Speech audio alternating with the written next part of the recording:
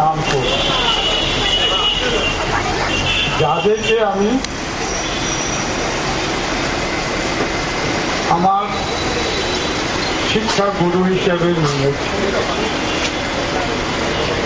একজন হলেন অধ্যাপক জ্যোতিষচন্দ্র ঘোষ, মন্দির শহরের ছেলে। অধ্যাপক জ্যোতিষচন্দ্র ঘোষ এক অসাধারণ ব্যক্তিত্ব।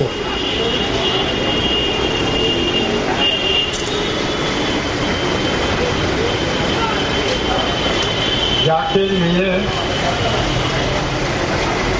তখন আমাদের দেশ পরাধীন, ব্রিটিশ শাসন চলছে,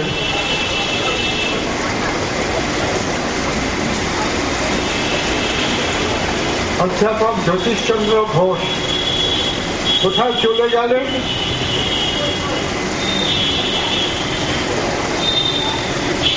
তিনি মানব, মহামানব। তখন ব্রিটিশের শাসন,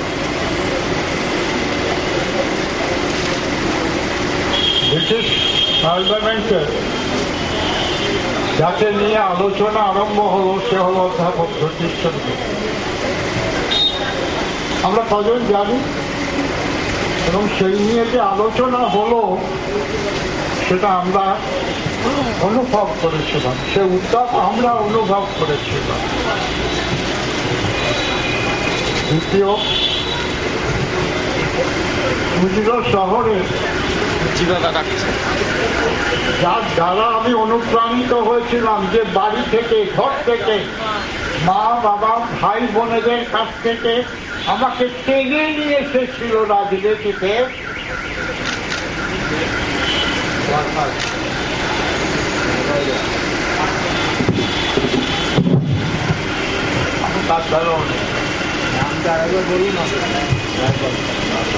তৃতীয় হলো আজকে যার মূর্তি আমি উন্মোচন করি, যা কিছু ব্যবস্থা করেছে কামাই, ভাবতে পারেন অনেক নেতা সব আমরা এখানে বসে আছি। হেমন্ত বসুর নাম অনেক দিন দেওয়া হয়েছে, তো ভেবেছেন?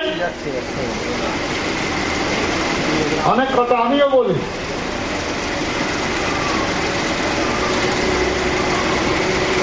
আমি তাদেরকে জিজ্ঞেস করলাম যে কোথেকে হলো, বললো আমাদের পুরুলিয়ায় যে রাম আছে তাকে বললাম যে তুমি তো আমার নেতাজির মূর্তি করে দিয়েছো, তো ওই রকম একটা পাথরে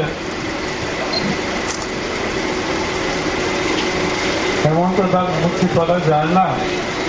রাম বললো যে হ্যাঁ করা যায়, তার 14,000 টাকা লাগে। আমি তাদেরকে জিজ্ঞেস করলাম তুমি কোথেকে টাকা পেলে?